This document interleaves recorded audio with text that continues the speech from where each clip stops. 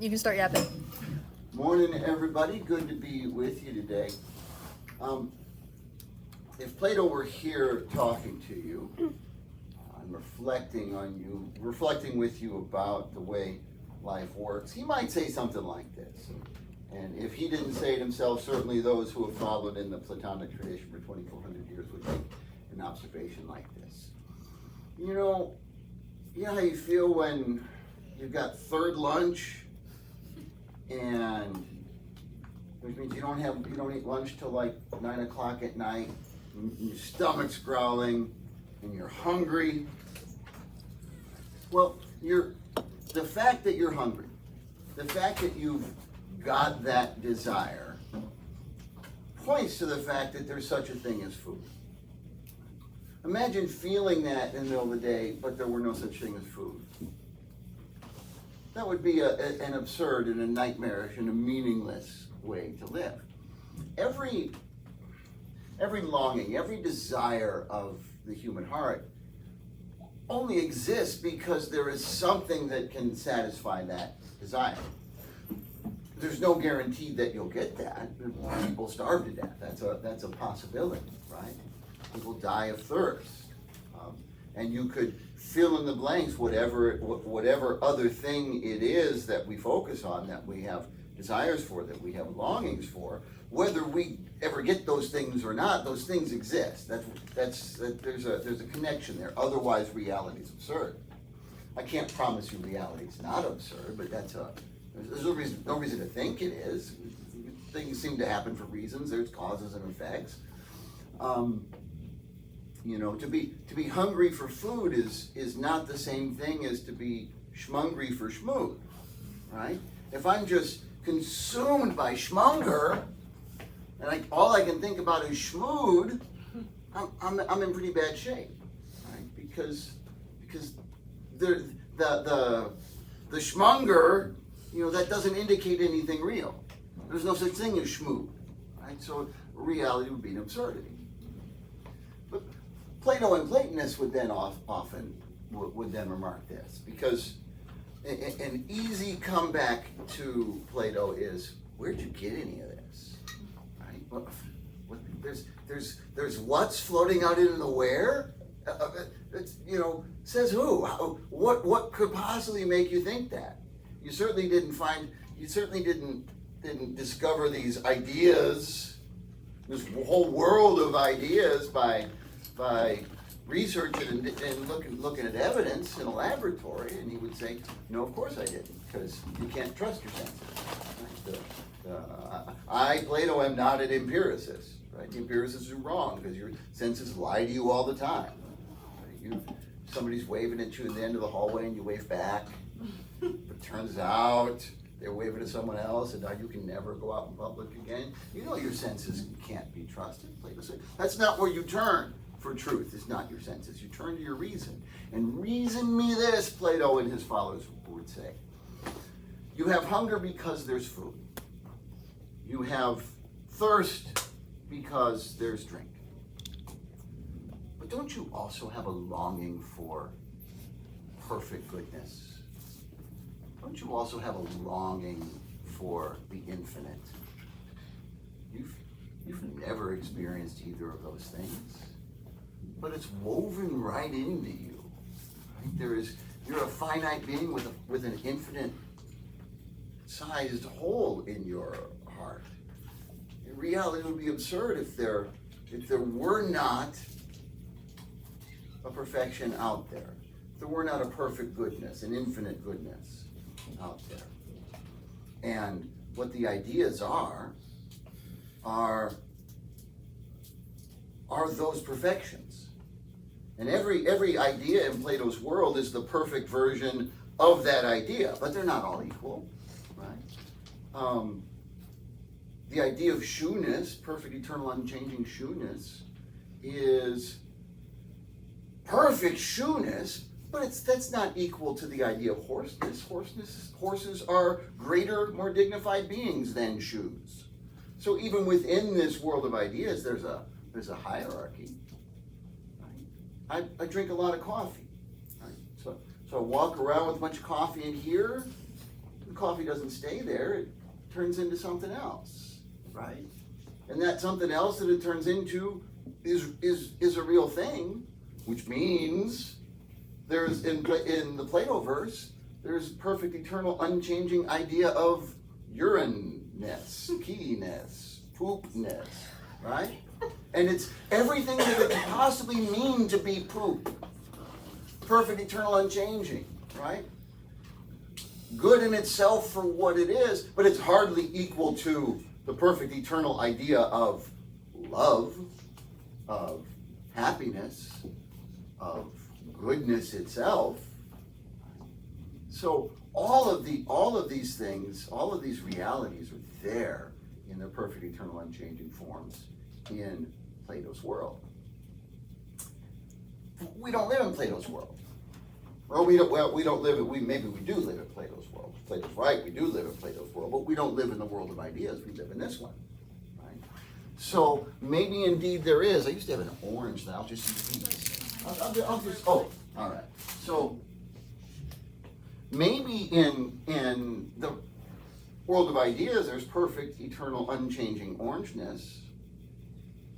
But how do you get from that to an orange? Right? What is the relationship between this orange? We say it's like a shadow cast on a wall. This orange is like a shadow cast on a wall. And the perfect, eternal, unchanging idea of orangeness is like an infinity stone. Okay, that's what it's like, but how are they related?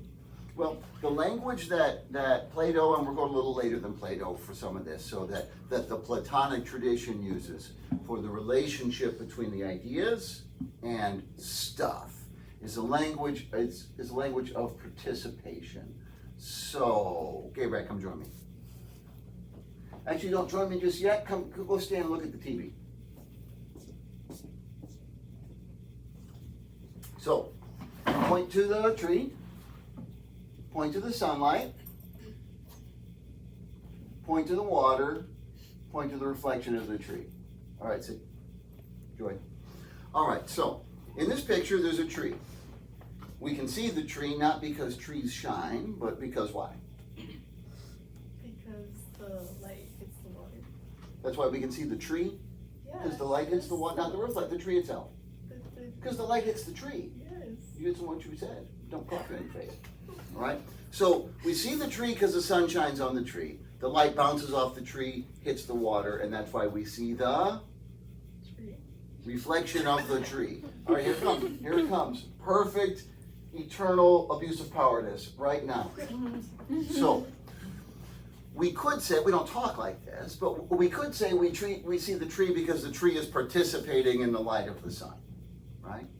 And then that light bounces off the tree, causes a reflection. So we could say we see the reflection because the reflection is participating in the light of the tree, the light that bounced off the tree. Do you follow?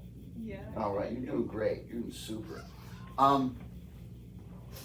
This is the relation. This is how Platonists describe the relationship between ideas or forms and physical things. This stuff, this matter, is an orange because, and to the extent that it is participating in the idea of orangeness. And then we can even say that it is a participation in the idea of orangeness. We usually use that word participation for things like gym class, right? So imagine, forget the horse for a minute. Imagine a gym class basketball game, all right? So gym class, and I choose gym class on purpose, right? In the NBA, it's a different kind of game. Everybody's there on purpose, everybody's good. Gym class basketball game, that's here comes everybody, right? So you'll have some people who are there and they love basketball and they're good at it and they're super competitive and they take it really seriously and they expect you to take it seriously too. If you're not in it to win it in this gym class basketball game, you get out of my way or I will run you over. That's one way of participating in gym class basketball. But it's hardly the only way. That's probably you, right? It's you. you've also got the people that are there, and they like playing basketball, and they much rather play basketball than sit in algebra class or sit in this class and talk about whatever the hell it is we talk about in this class. So they're happy and they're gonna participate. They may not be great at basketball. I think that's me.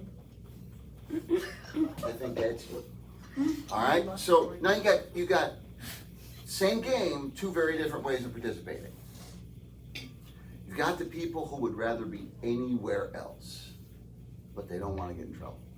It's the only reason they show up. So they're there, in the back, ball kind of goes by, and you might be like, "No, you take it," right? They're participating, but it's a very different kind of. I said, "That's Fabiana. That's you, right? That's you in gym class." Yeah. You got this one was me. They show up some of the time, but they're just going to sit up against the wall and talk to their friend, right? You have friends? In high school. Also shut it. Also you get an F.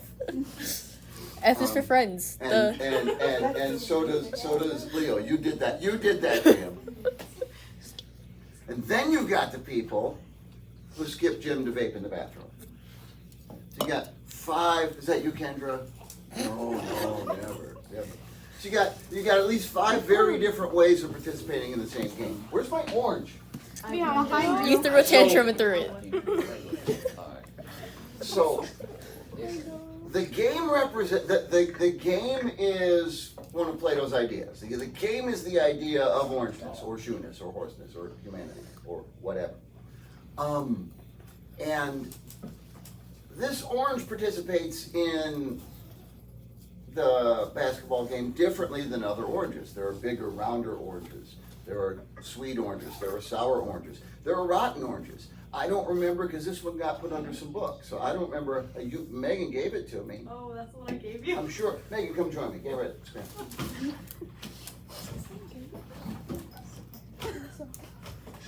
So, Megan, out of the kindness of her heart, gave me this orange. She does that from time to time. I'm usually super organized, but please show my desk for a second. Ever organized? I happen to be slightly less organized than usual these days. So it got under some stuff. So I don't know how long ago she gave me this orange. I don't know if it's the most recent orange. Like, it's not, I mean, it still looks all right. It's not like rotting to pieces like that apple that Libby ate or wanted to eat from the PowerPoint. But I don't really know what it would be revealed if I took the skin off this orange. So I'm probably not gonna, no offense, right? This is probably just gonna go back under some books and actually not. So it could be that when I open this orange, it's more like the kids vaping in the bathroom than it is the basketball team members when they have gym class. There are very different levels of participation, even in the same idea, and that leads to the diversity of things within the physical world that we experience. Because one might say, thank you, Megan. One might say, all right, all oranges are participations in the idea of orangeness, and the idea is perfect, so why aren't they all the same? So, the reason they're not all the same, and let's illustrate this, Mako control.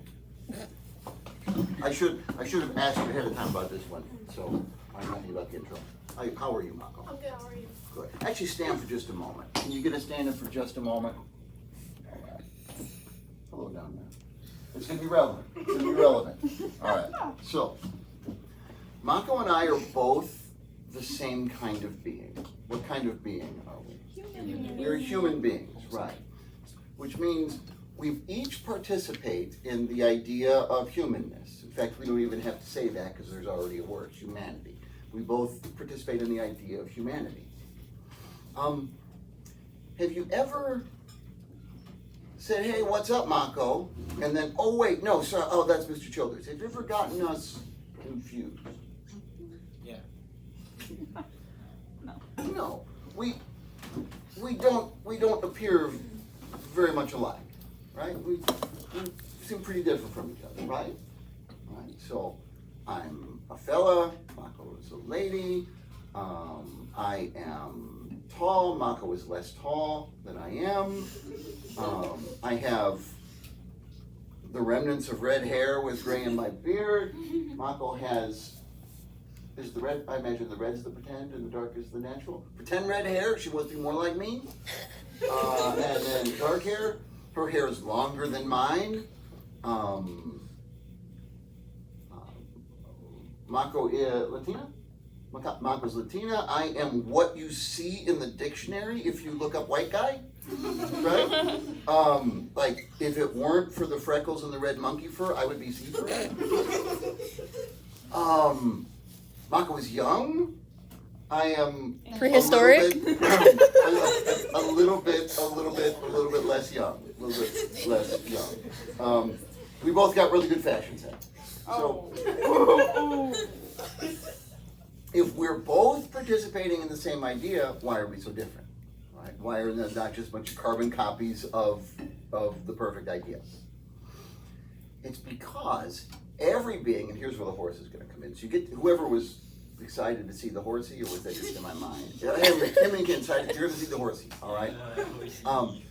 Because every being is simultaneously participating in multiple ideas or forms at the same time. So we've got this horse, all right? Nice looking horse, right? It's participating in the idea or form of horses, right, Mako? Yes. But not all horses are like that, right? There are bigger horses and smaller horses and white horses and black horses and green horses. Are there green horses? Are there green horses? No. There are not green horses. Black horses. Right. Never? Could there be? If you try hard enough. No. And we paint them, you know? Well, we couldn't paint one. That just couldn't happen. Or tattoo the whole thing green. That sounds painful. So, yeah, this horse, like all horses, is participating in the form or the idea of hoarseness, but also in the form and idea of brownness.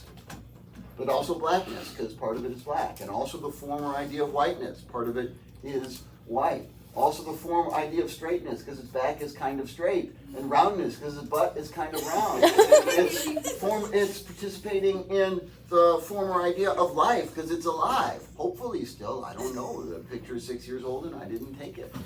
Or I found the picture 6 years ago and I didn't take it. It's participating in the form of speed.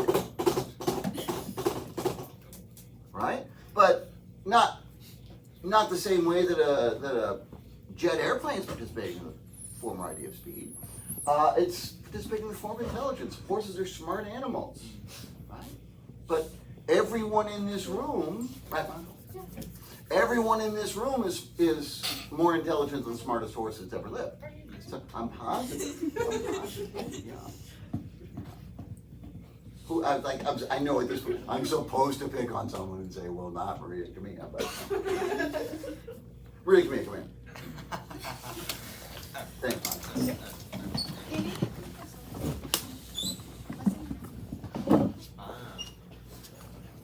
How come you only pick people that sit around the camera?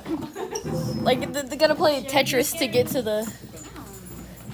What I should have said is that everyone in this room except for Maria Camilla is smarter than the smartest horse. Right, Michael? Yes. Okay, thank you. Thank you, Maria Camilla. So, from a Platonic perspective, the diversity of objects that are even the same kind of being is a result of the unique combination of ideas and the unique ways of participating in those ideas that are true of every single thing, not just every single person. It still doesn't tell us. All right, okay, so we're participating in the idea of, I don't know, of humanity and plaid shirtness and, you know, brilliance and patience and handsomeness and youth and all the things that I participate in. Where does any of this stuff come from, though? Like, your imagination. Actually, what? Your imagination. So that's that's gonna be With those with- descriptions, it has to be your imagination. so that's gonna be that's the simple version of the short argument against Plato. But in Plato's universe, where does any of this stuff come from? Like, all right, there's a world with these ideas. Why? How? Where did it get there? These ideas, we participate in them. How? How does this happen? His ideas. Ladies and gentlemen, oh, Henry, yeah, go for it. His ideas. What's that? His own ideas. Oh, so Plato's own ideas, our ideas are not the start of the process. Our ideas are dependent on the higher ideas. This is all from within Plato's perspective. This may not be how reality actually is, but it's how Plato sees it. So get ready for Plato at his weirdest. Get ready for Plato's theory of the creation of the universe. So, for Plato, the highest and the ultimate reality is what Plato calls the good. It's the idea of goodness. Remember, we said that all these ideas, they're not equal, they're all the perfect version of themselves, but the good is the perfect version of perfection, right? So at the peak of reality is the idea of goodness. So for Plato, this is the good. He also calls it the one. Because for Plato, unity is an integral part of what it is to be good. And this goodness is, and this is in its time, this is unique to Plato, because the ancients did not yet think that something being infinite was a positive characteristic. For most of the ancients, to be infinite means to be disordered and chaotic, like my desk just this one time, right? So to make my desk better, I would have to set limits on myself. No, you're not allowed to put something there. So most ancients said that infinity is not good. Plato breaks the mold, and eventually we're going to catch up, and most of us will be along for the ride with Plato on this. Plato is really the first to say no. True perfection is infinite. So the good is infinite good, without beginning, without end, without limitation. And you can think of it like, this is not Plato's model, this is my model. I didn't draw the chalice, but this is my model of it. So you can think about infinite goodness as this delightful golden nectar in this chalice. So, and there's an infinite amount of it. And because it is good, well, selfishness is not good. Self-centeredness is not good. Being closed off to others is not good. So the good almost cannot help. Later thinkers will take issue with Plato on precisely that part, but for Plato, goodness almost cannot help but pour out of itself, but overflow and overflow. But as it overflows, as it pours out of the chalice, it doesn't lose anything because it's infinite. But wait a minute. What do you mean it pours out of itself when, if it's infinite, all there is itself? There's nothing else for it to go to.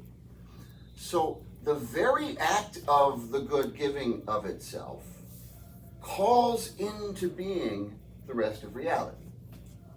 And the first thing that is called into being by this sharing of goodness is the world of ideas.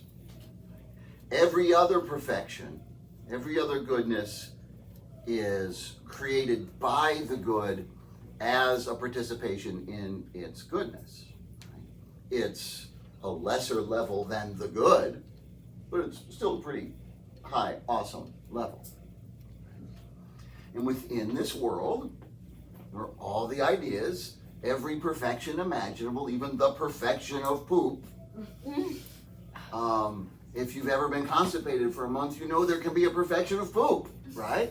So if it's real, it's got its perfect version out there. But also much higher things. So the perfection of humanity, the perfection of love, the perfection of happiness and joy. All of this flows out of the good into this world of ideas. And also us, the real us. We're a step down from the ideas, but we're related to our true selves, our souls, are related to these perfect ideas. Our true selves are the perfect versions of ourselves. Our flaws are less real. Our flaws are like the shadows on the wall. And our souls, the ideas are like infinity stones. Our souls are like an infinity necklace or something, right? They're related. They're the same kind of thing as the idea.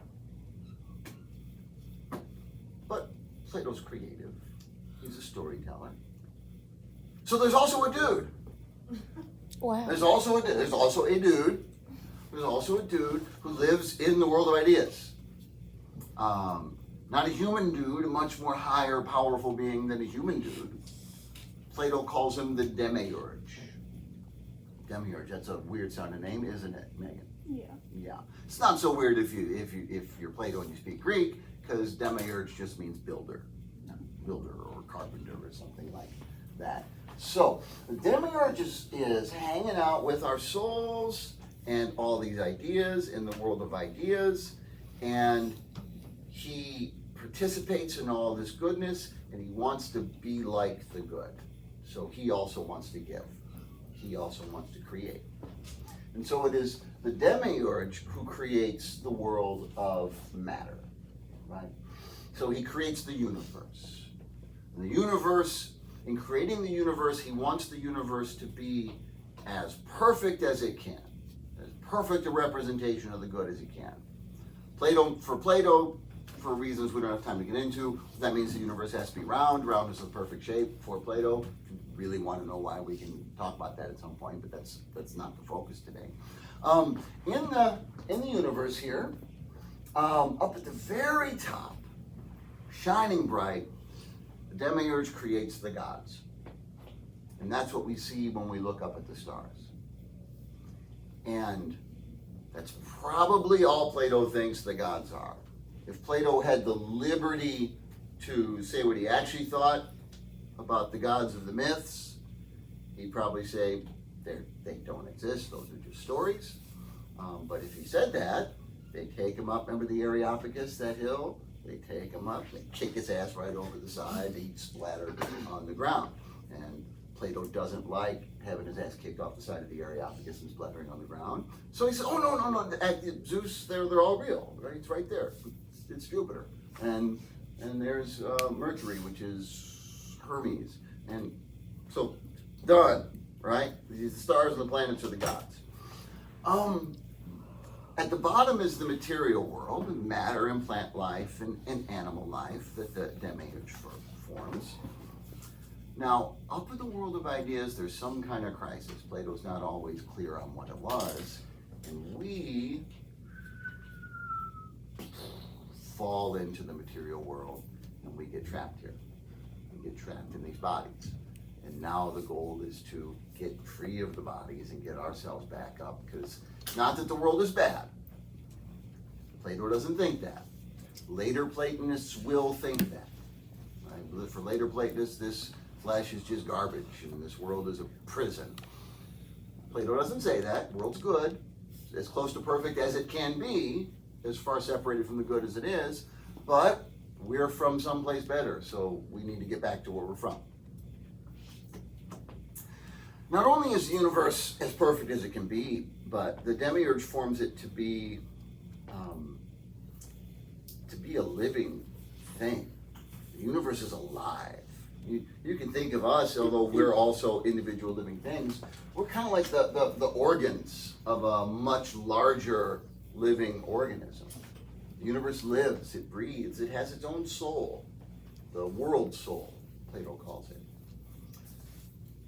Part of the universe's perfection is it contains within it everything it needs. It doesn't have to go outside of itself to get anything that it needs. Junedris, come join me.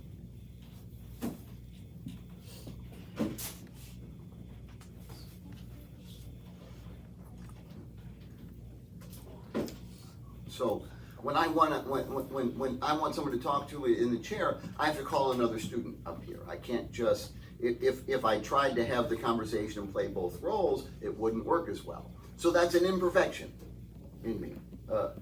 It's a weakness. It's a lack. The universe doesn't have those. The universe doesn't have to go outside itself. Where do you like to eat, Junedris? Huey Magoo's. Okay. So Snap your fingers and make some humigus produce. It'll just pop up. You have failed at even this, the modest task, which was your charge. Yeah. No. See, when Genetrix wants humigus, she has to go get it or have it delivered. She needs to look outside of herself to have the food that she wants. That's an imperfection, Genetrix. Yeah, she knows. She should really work on it. But it's an imperfection we all share. The universe can't share that because the universe has to be self-contained. But it's alive, so it has to eat. So what's the universe to do? What's the universe wants humigus? Where's it going to get a humigus? Because humigus is outside of it. You asking me that question? Yeah, what's the universe eat, Genetrix? That's another imperfection. Yeah. Plato's got it figured out. The universe eats its own poop. The universe is a living, breathing thing that eats its own poop. Think about it. It's got to be self-sufficient. It's got to produce everything it needs. Therefore, well, when it comes to food and the whole food process, what do we produce ourselves? Shit. Yep. Yep. Now, I get that there's. I know what you're all thinking. No, you think if the universe invites you over to dinner, politely decline.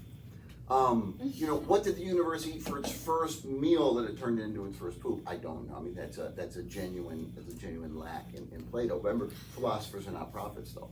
Thank you, Genetrix. Hungry now? No. Okay. So, Plato's model of reality. Does that sound bizarre and strange and far out there?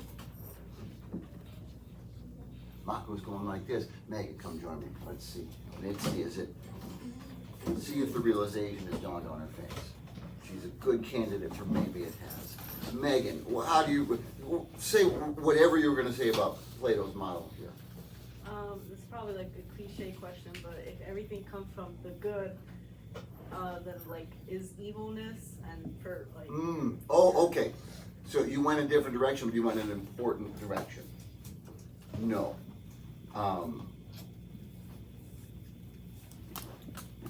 All that exists is good. So, what evil is an absence of the good. It's a privation. It's a lack. It has no positive existence. So, think of it like if I lose a leg and I'm walking around with just one leg, I might say I have a missing leg, but I don't have a missing leg, right? There's not an active thing tormenting me. What's gone wrong is that I'm missing something that ought to be there, and that's how in this model evil and weakness and suffering would be explained. Would be an absence of the good, which might to some extent be inevitable because nothing but the infinite good is infinitely good. Great question. Okay. Last word on this for now. I think Mako's this was correct, right, Mako? Yeah. So, I'm going to make this claim a couple times in the next couple of weeks, but I won't justify the claim for a couple of weeks because of when Plato lives. Plato lives in the 300s BC. The claim is Plato is incredibly influential in the foundations of Christianity. I will justify the claim 300 years of class time from now, but we're not there yet. When Christianity emerges in ways that we'll explain in a couple of weeks, Plato is already from the get-go. Plato is deeply integrated into Christianity. But then Christians will become Platonic philosophers, and so we get a double helping of Plato. And what they'll do, we talk about the ideas as the mind of God. Okay, so in a similar vein to what we talked about, what they'll do with the ideas of the mind of God, they're going to look at Plato's model of reality, this model. And they're gonna say, okay, philosophers aren't prophets. Some of it cannot be made to fit with the older Hebrew biblical tradition, but some of it can. So of course, they're gonna stop talking about the universe eating its own poop and all that. That's not an important part of Plato, it's just a fun part of Plato, so I make sure we talk about it even though we only spend a week on Plato. They're gonna say, so you've got in Plato, reality is based on these three fundamental powers. You've got the good, you've got the demiurge or the carpenter, and you've got the world soul. They're going to say, so Plato has once again accurately diagnosed the source of reality, right? It is infinite goodness, and that infinite goodness is one, but it is one and it is three at the same time. And Christians will say, what Plato calls the good, we will call the Father. And what Plato calls the demiurge or the carpenter, we will call the Son, by which they're referencing Jesus, who was in fact a carpenter. And what Plato calls the world soul, we will call the Holy Spirit. The Christians will say Plato's wrong that they are ranked in a hierarchy. In fact, they're all eternal and they're all equal. And he's wrong that the overflowing of the good was something it couldn't help but do. Creation was a freely chosen act of love in Christianity, not an inevitable consequence of goodness. But the primary model that Plato puts together 300 years before Christ is, to this day, the primary model of the world within the faith tradition that still encompasses some 80+% of the people in our own society. There is no escape from Plato. And we'll say more about other surprising ways that there is no escape from Plato tomorrow. Thank you, Megan. Libby, you didn't do anything today, did you? Anything for me to say thank you? So thanks for nothing. Oh, I forgot it. Rocco, Marie Camilla, Lee, I don't know, anybody else do anything? Oh, Leo, Henry, did you do anything? I said horsey. Henry said horsey. All right, that's all I need from you for today. Rest of time is yours.